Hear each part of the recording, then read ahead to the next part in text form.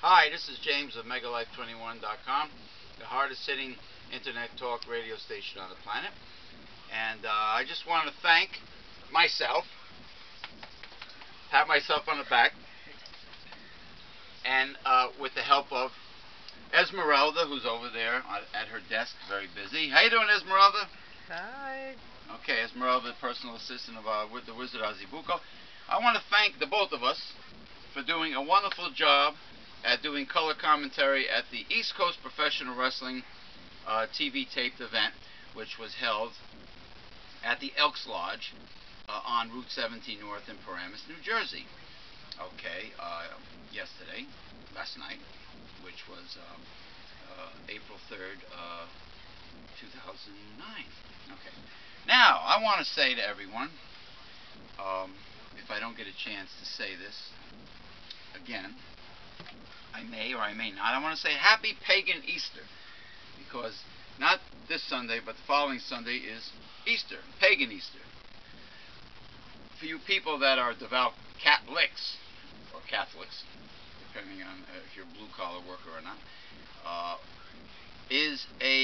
you're wondering what I mean by that. Well, all these so-called traditions of Easter are derived from paganism. The Easter bunny and the Easter eggs, the fertility god, so on and so on. I mean, the Reverend Dr. William J. Eisenman has mentioned it many times about the delusions and deceptions of Christianity in relation to all of the holidays and their phony traditions that have nothing to do with the Bible. Right, Reverend Bill? Right. All right. Now, I want to bring up two things that I've seen on the news recently. One is the unemployment rate. I think it rose to an all-time high. 8.5. Right, in 25 years? Since 83. Since 1983, 8.5%. Under Reagan. Under Reagan. And we all know who's to blame for that, of course, Neoconservatives. The boob that was in office for 8 years, G.W. Bush, and of course, I'm sure his father, Bush Sr., and Ronald Reagan didn't help the situation. Now, Reverend Dr. Bill, I was reading an article recently by so-called financial guru Susan Orman, and she was talking about the credit card situation in these perilous economic times.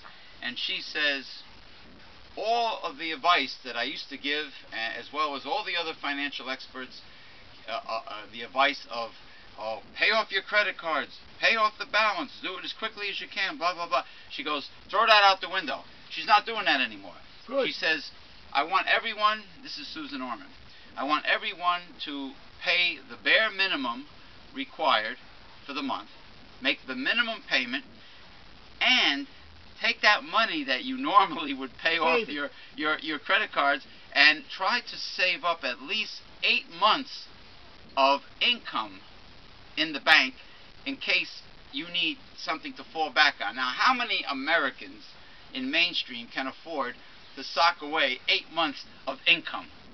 Not living paycheck to paycheck. I mean, Susan Orman makes it sound so easy. But I'm glad she's not. We shouldn't give it to the credit card companies. That's for sure. No, of course not. They're horrible. They're horrible with their interest rates, and if you're late one day, they jack you up to the high heavens and everything, and so on and so on. And that, plus all the foreclosures. By rights, if the neoconservatives were really Christians, everybody would own their own land and own their own work, and you wouldn't have foreclosures, and you wouldn't have all this crap, this situation of people losing things. But yeah, I mean, every time I listen to Susan Orman, she always makes it sound so easy. Oh, you got to make sure you save for your retirement. Kind of like my aunt, like my conservative aunt in Florida. Oh, Social Security was only meant to be a supplement to your income during your retirement, not your main source. Well, if the bosses paid a living wage, maybe it would have only been a supplement. If people receive the living wage Yeah. as applicable to today's cost of living, then people could save for their own retirement and purchase their own affordable, high-quality health insurance like the Republicans want us to have. They want us to have. They want us to be able to pay for our own adequate health insurance. But the fact of the matter is, not realistic. When Social Security was enacted, it was enacted because old people actually starved to death, Right. had no places to live, and things of that nature. That's why it was enacted. It was not enacted to be a supplement. It was enacted to be a safety net, so that you would have something, buy food. Yeah, of course, a neoconservative that has no empathy or compassion at all for the poor, they just want the poor to drop dead. Of course, they don't think of it that way, because I don't know what goes through their mind. I mean, they're rich, and they don't want to pay taxes, and they don't believe in welfare, and they don't believe in regulations for companies. They believe companies should steal from the public and get away with it. And don't have to figure it out. And don't have to make a quality product. Don't have to make a quality product. They claim to be very patriotic, even though they believe in outsourcing of all American jobs. And getting tax havens so they don't have to pay taxes in America. Tax That's really havens, patriotic. Swiss bank accounts, mailbox in the Cayman Islands or the Bahamas. They don't believe in a minimum wage. So how much do they expect the poor to receive as an income? Like $1 an hour? They're so unrealistic. They're such phonies. Delusional. They're delusional. They're counterfeit Christians. They don't know the Bible. They don't care about the poor. They just care about themselves. And this whole thing with people like Senator Boehner and all the others, and the windbag, Rush Limbaugh and everything, they keep on bringing up this affordable health care. Bush did the same thing. Oh, no, socialized medicine is wrong. Well, what they're saying is they can care less if the poor have health care at all. Well, they believe that the United States has the best health care system in the world. Really? It's not true. It's not true. I think Germany and Cuba. Well, all of the industrial countries have a better healthcare system than we have. Possibly Japan. Yeah, the way they blow it. Well, you remember when was it Michael Moore from went to Cuba. that did the documentary Sicko? Yeah. When he went to Cuba, he really pissed off G.W. Bush by exposing the fact that Cuba had a much superior healthcare system. The right wing is always bad-mouthing the Canadian system and the European systems. Always bad-mouthing them and saying, well, you have can't get your own doctor, you got a long wait, you got blah, blah, blah. It's not true. None of it is true. It's all propaganda. You mean the waiting list? The waiting list is not true. It's propaganda.